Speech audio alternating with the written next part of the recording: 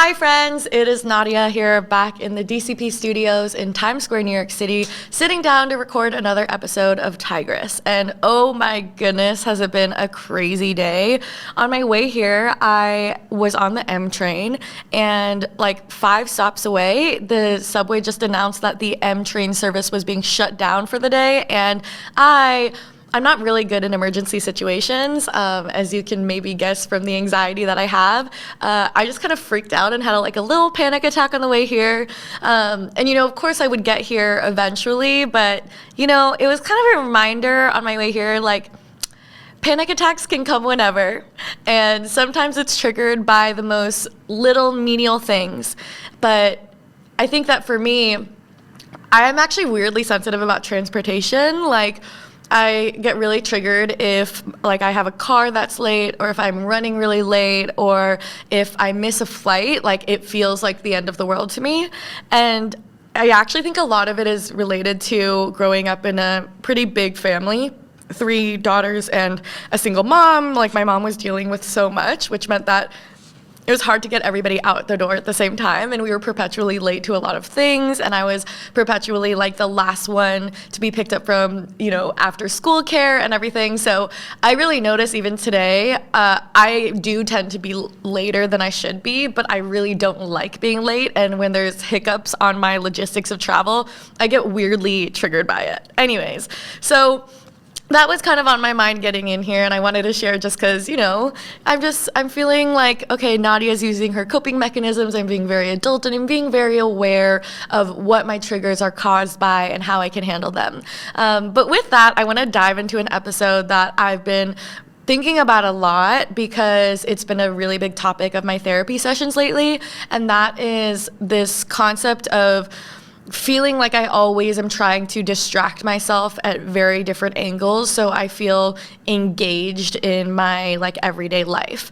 And I think from a very young age, I've always liked to multitask, and it's not kind of out of a personal desire to be as productive as possible. For me, multitasking exists in every part of my life, whether it be when I'm working out, when I'm doing schoolwork, when I'm now doing work, when I'm in a conversation. And that multitasking, I think for me, has been a way that I've been able to, without medication, deal with this ADHD traits like hyperactivity, right? I think for me, I grew up doing homework while also listening to music and sometimes watching TV at the same time.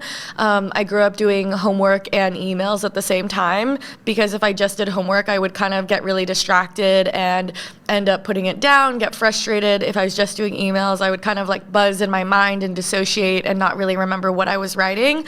And so for me, I think I grew up with this, personally developed coping mechanism of, if I get distracted really easily, I'll just bring into my control what I'm being distracted by and kind of hop my attention between both things. And I think that where it shows up in my life today is very much either with work, right? I think growing up with a lot of social media, but also having my work be on the laptop where I have my texts, my emails, my Slack, my TikTok web app, the WhatsApp web app, having a lot of things open at once and kind of being in this perpetual state of multitasking and distraction. And in many ways, I think about this and I'm and every therapist I've seen has been trying to push me to really think about just being present, focusing on one thing at a time. And I think that there's this part of me that has a lot of pride in this self-developed coping mechanism. Look, I haven't had to take the medication that some doctors have wanted me to, because I'm able to cope with my depression or anxiety by keeping myself distracted, keeping myself with a busy mind, keeping myself always thinking about multiple things. And I think that I have a lot of pride in the way that I was able to cope with that.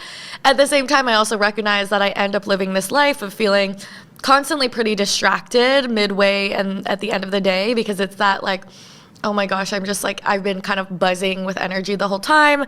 I also recognize that it's not living the most relaxed life, right? I have pretty shaky hands, both from just anxiety, but also a little bit of adrenaline, where I'm always kind of rushing around, kind of like a little mouse. When you see a little mouse, I guess on TV or something, because I don't really watch mouses in person, where they're kind of like a little bit scampering everywhere, and they're kind of like, oh my gosh, what's over there, what's over there, what's over there, and like they're kind of just getting distracted and just trying to run away.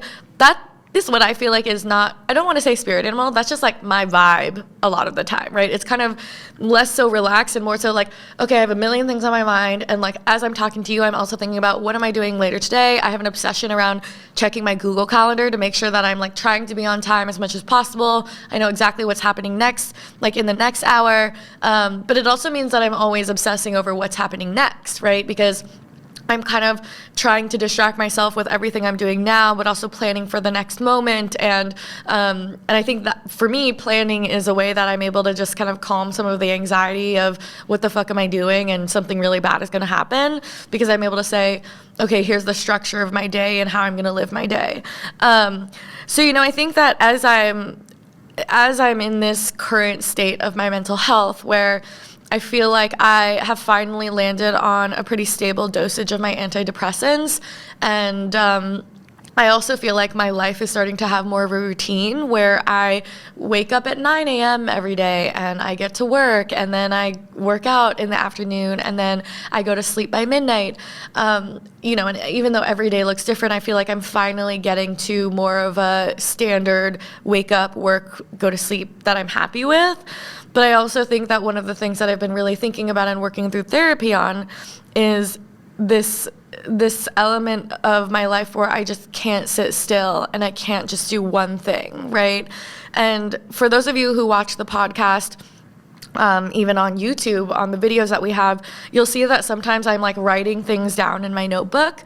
And for me, I'm not actually writing notes down of what I want to say in the episode. A lot of the times I'm writing down thoughts about completely irrelevant topics to what I'm talking about right now that I want to do later, right? So like before I was getting on here, I had written down, okay, I want to talk a little bit about this element of distraction and this goal of mine to be to learn how to be more present and maybe find other coping mechanisms that don't leave me kind of exhausted and like shaking with adrenaline. But I also end up writing like random thoughts that come into my mind that I'll obsess over unless I get them on pen and paper. So right now on my little piece of paper, I have written down weird ones, checkbox, butthole cramps on period, will plan B make my period late, right? So I have these random thoughts in my head where I'm like, okay, wait, I'm also thinking about SEO and search engine optimization for my company, and I think we're going to build out a blog, and what are these two random thoughts that I have in my mind that I think would be great long-form content pieces, butthole cramps on period, and will plan B make my period late?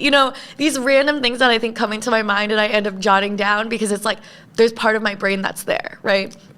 Okay, so maybe this whole distraction element isn't so bad. That's what I tell myself, at least. Maybe it's not so bad because I end up getting the job done, right? I'm very much a high-functioning depressed person. I feel like I have a lot of my life under control. I'm really happy about where my relationships are.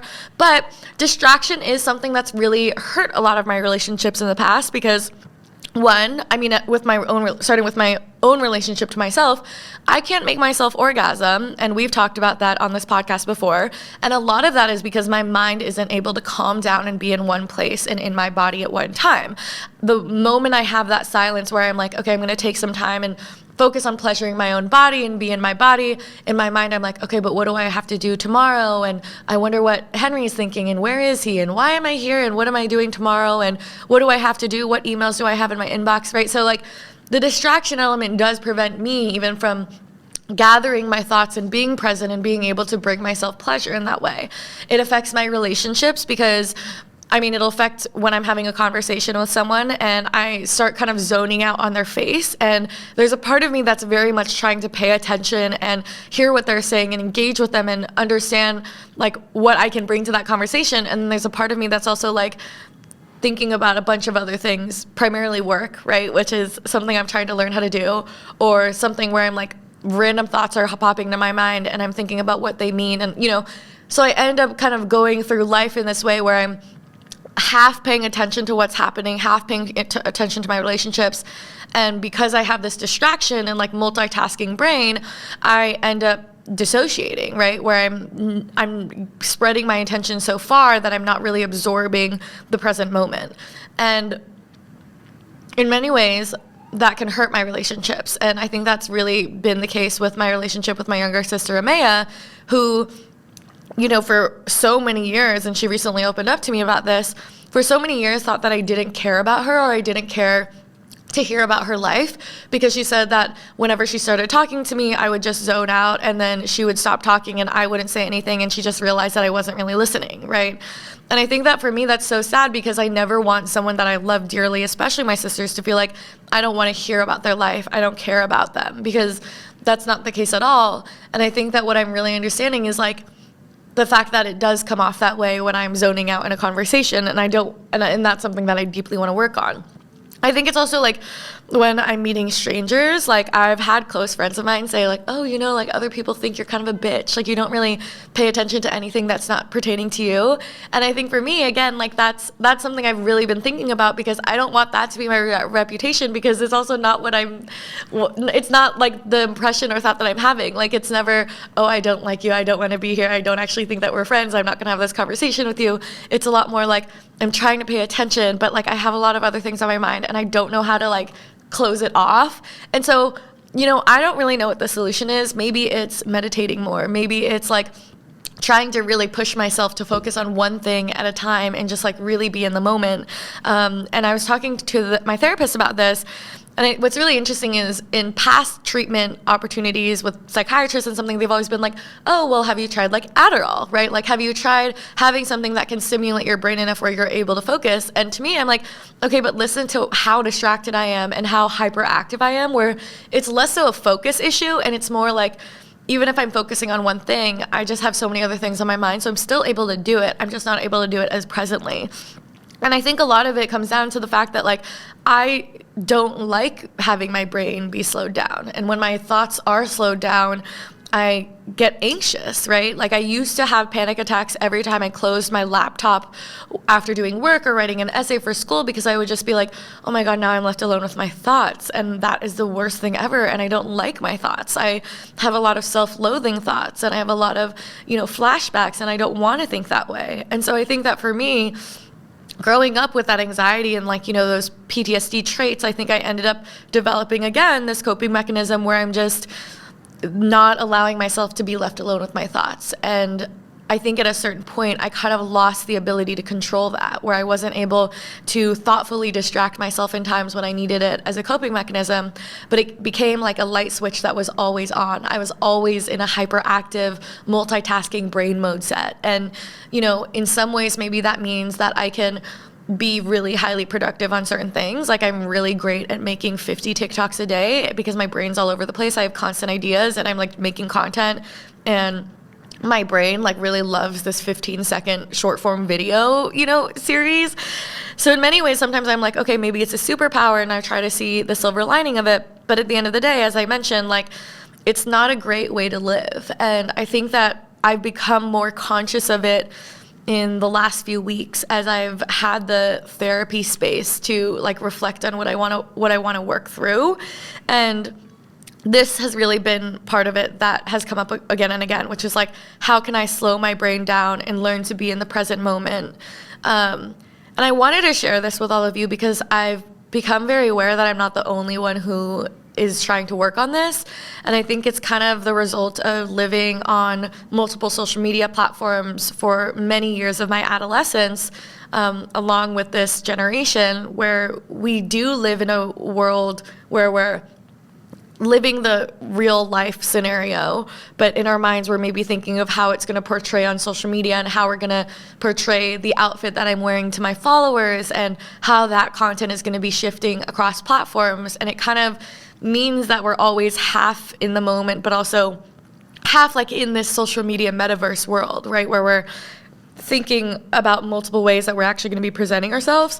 And so, I wanted to share this because I feel like I don't have the answers to it, but I'm really putting it out there that this is something I want to work on, that I really want to work on this element of slowing down and learning to not think about how my life is going to be portrayed on social media, but just to be able to really sit and be and enjoy this moment. And I also wanted to thank all of you because I think that this podcast has been a really, really powerful way that I've been able to start doing some of that slowing down work, because I think this is the longest I ever go without checking my phone. I'm constantly on multiple screens at a time when I'm working or when I'm making content or things like that. And then when I record Tigress, it is this 30 minutes or, 15, 30 to 45 minutes where I'm just staring like at the wall or staring at a camera lens and just speaking from the heart and not looking at a screen, not consuming content. And as much as I have thoughts that kind of straggle away and I write down my random ideas just so I can have it on paper and I can move past it, I still think this is a really sacred moment for me where I'm able to just like be and pay attention and be on and like cherish this moment and know that like I have an incredible production team and sound engineer who can go out and then package it to share with the world. But I think that, not everybody has that podcast platform, but I think that it's come up more and more in like my therapy and my journaling of this podcast time is really unique in comparison to every other moment where I'm not recording in my life because I'm most present when I'm doing this, right? And I think that that's something that I'm really excited for and I'm really thankful for. I think another thing that I've been, really trying to work through like in the next year is really thinking about tactically creating habits in my life where I'm pushing myself to slow down. And the first one that has been kind of prescribed to me by a life coach, but also like friends of mine, Henry and my therapist, is like really trying to work on a morning and a night routine. And I've talked about this on the podcast before where I think it's absolute like bullshit where there are these entrepreneurs who go around saying like the way you're going to change your life is to wake up at 4 a.m., do yoga, meditate, have breakfast, make your latte. And for me, like that is not my situation at all. I don't have a morning or night routine beyond like brushing my teeth. I used to wash my face every morning and lately I just haven't been doing that. I just haven't felt like it.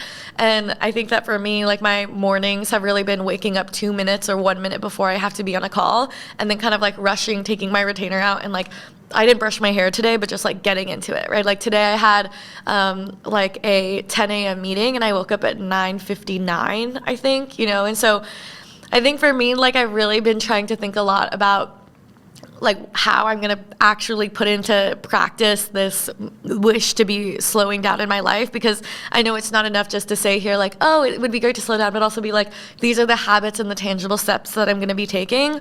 So for me, what I'm kind of sharing with all of you and what I'm going to challenge myself to do, and I hope all of you, is I'm really going to try to be meal prepping more so that I can eat, because I have not been good about eating because I get distracted by work. And I think meal prepping can very much happen in the morning. And the other thing is I really want to get in the habit, back in the habit of washing my face, brushing my teeth really well, combing my hair, and like putting more thought into my outfits and like what I'm wearing that day.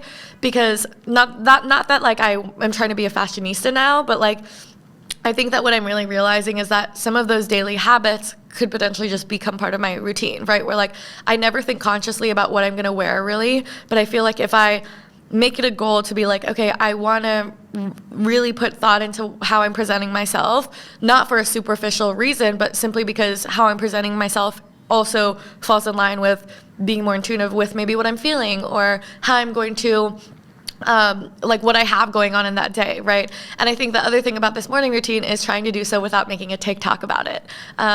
I think TikTok has been like such an incredible part of my life for honestly the last 6 months. It hasn't been that long, but it's definitely addicting, and it's something that I'm definitely addicted to. And it's gotten to the point where like for months I was brushing my teeth on camera every single, like multiple times a day, because I felt like it was an opportunity cost not to make a TikTok about it. And now it's gotten to the point where if I'm not making a TikTok about self-care, then I don't really feel the reason to do it.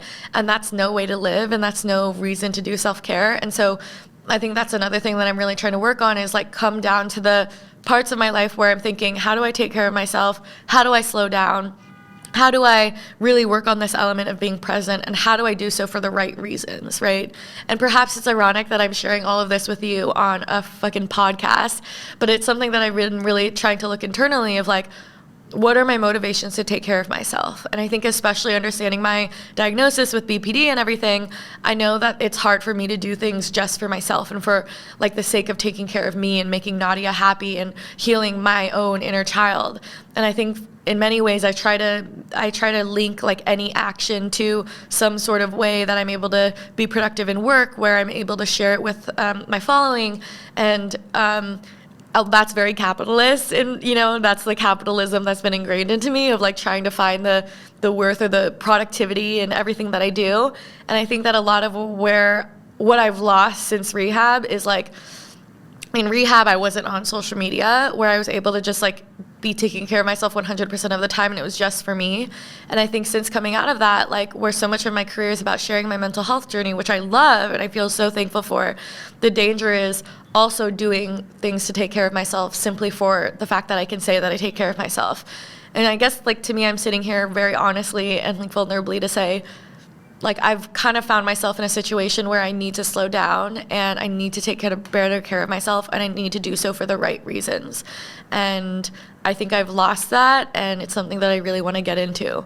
So I won't be making videos brushing my teeth on TikTok. I know that's not going to be the 100% easy change, but it's something that I've been thinking is like a small action just to debunk that idea of like, performative self-care. Again, that's what it is, performative self-care, like where I can just kind of just take care of myself and be okay with that. I haven't even like taken a bath because like I'm like, if I take a bath, I have to make content about it. And I actually have a phone camera tripod in my shower because I've been making TikToks about like my shower habits and personal hygiene. And like I've noticed that I took a shower last week where I didn't take a TikTok, and I felt really guilty and stressed about it. And that's something that I'm also trying to work on. So I guess this is kind of like my love letter and thank you to all of you for listening and for giving me this space, because as I said, making content like this is so healing for me. And it's also like the podcast especially is a place where I'm able to be present and think through a lot of my thoughts, which are usually jumbled up. And I'm so thankful to like not feel alone about what I'm going through either, because I hear from so many listeners of the podcast about how this, provokes thoughts in your mind and reflections. And I love that, because in so much of my own mental health challenges, I feel really alone, and y'all make me realize that I'm not alone. So this is my love letter to say thank you for that. But it's also kind of my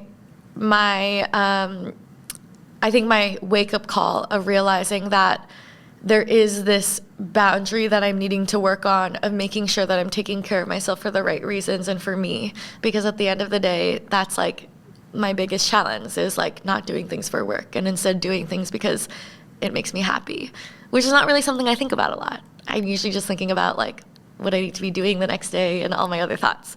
So with that, I'm going to sign off, and I want to say thank you so much for listening. I want to hear what y'all think about this.